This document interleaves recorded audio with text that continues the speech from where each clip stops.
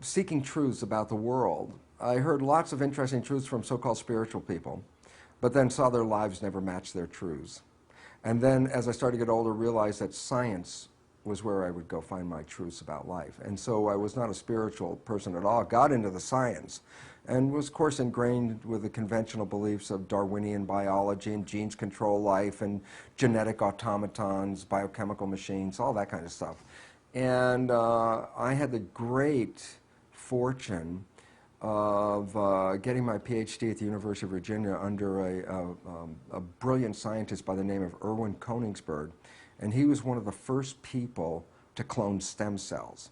So I actually was doing stem cell cultures in 1967, so that's 40 years ago. Well, people think, oh, stem cells are this brand new thing. It's like, no, stem cells have been around for a long time, except a very exclusive club studying them. And the beautiful part about my stem cell research was, as I started to do this and I was cloning genetically identical cells, I started to realize that if I would take these genetically identical cells and put them into separate petri dishes and then change the environment in those dishes, that in one dish they will form muscle, in another dish they'll form bone, and yet in a third dish they would form fat by changing the conditions. You stop for a second and realize, well, wait, they were all genetically identical. So what is it that controlled why they became muscle or bone or fat? And the answer was very obvious. It was like information from the environment. So this started to lead me on a different trail than all my colleagues who were getting focused on the genome and, you know, building up the background to create the Genome Project while I was doing this. So I was taking the road less traveled at that time. I was looking into the role of how the environment influences the expression of cells, while everyone else was looking at how genes control cells. And yet, my papers were published in very prestigious journals, and the results were very clear. It wasn't even ambiguous. It was that the fate of the cells was primarily determined by the environment that cells find themselves in. So when I published this, I was, of course, very excited by this, but then found myself to be a very small crowd of one in my community, because I had violated, mind you, what is called the central dogma. The central dogma is the pillar of modern biomedicine today. It was a concept that was coined by Francis Crick, the guy, one of the co-discoverers with Jim Watson of the DNA double helix. And the central dogma simply says this, and you're very familiar with it, is that the flow of information in biology goes from DNA to RNA to protein. And this is established in all the textbooks. It's still in all the textbooks at this very moment. So it says information flows from DNA down, and therefore, since your body, which is made out of protein, and the proteins are coded for by the DNA, then we have bought the belief, as the dogma says, that your fate and your lot in life is determined by the genes you receive at conception. So we become victims of our heredity in this sense, if you understand it from this point, that you didn't pick your genes and you can't change your genes, and since your genes control your life, then you're a victim to those particular genes. That is the message that conventional science has been teaching. And the issue is, that's totally false. When I got out of medicine, and I actually looked backwards, and I said, you know, I never really looked up the word dogma, and I looked it up in a dictionary, and I was shocked, because the definition for the word dogma is a truth based on religious persuasion and not scientific fact. Challenging the dogma officially makes me a heretic in what was called science, but by definition now is more religion.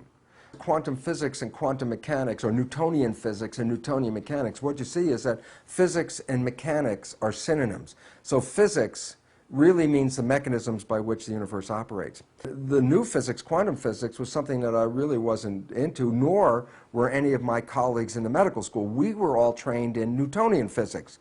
And the difference between the two is very profound. Newtonian physics says the world that we live in, the universe we live in, is a machine made out of mechanical parts.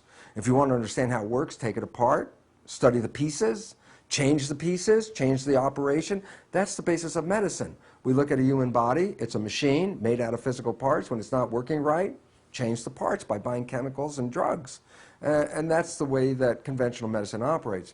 When I started to read the quantum physics, I realized, oh my goodness, the whole foundation of the universe is not based on a mechanical, physical universe. It's based on the invisible energy called the field. So let's say if I hold a magnet right here in front of you, you can see the magnet, but what you can't see is the invisible magnetic field. And so what it says is, well, we are physical things in our world like physical bodies. We're immersed in fields, electromagnetic fields, magnetic fields itself, all kinds of fields like telephone, cell phone fields, television fields, radio fields, whole ranges. What is the difference between the Newtonian physics and quantum physics is this. Newtonian physics focus on the particles. Quantum physics says, you want to understand why the particles take this shape? Then you have to understand the field. It's the field that controls biology. It's the invisible forces. There's a great quote by Albert Einstein, and it's simple. It goes, the field is the sole governing agency of the particle. In other words, in the world of invisible things, fields, and particles, matter, it's the field that gives shape to the matter. This becomes relevant. It says, okay, here's the physical particles of my body. Why are they in a healthy state, or why could they be in a sick state? That's the physical expression. And the answer is, well, to understand that, don't look at the body. You have to understand the invisible forces in the field.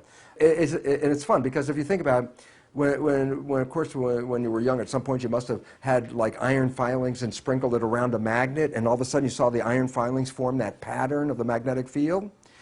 Well, quantum physics would look at this pattern and try to explain how come all the iron filings fell in this pattern without recognizing that the field exists. In other words, can you explain why the iron filings have this shape if you don't recognize the magnetic field? And the answer is absolutely not.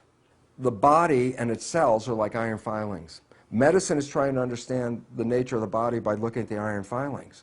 And quantum physics says, if you don't understand that invisible field, you can't ever understand what's happening in the body. Max Planck, one of the founders of quantum physics, talked about this invisible shaping field and gave it the name the matrix. And that, of course, has been used in the movie. And in fact, people talk about this matrix. Some people refer to it as the divine matrix. My friend Greg Braden, who wrote a book about that, meaning not only is this the invisible field, the energy field, but it's equivalent to many people what is God and spirit.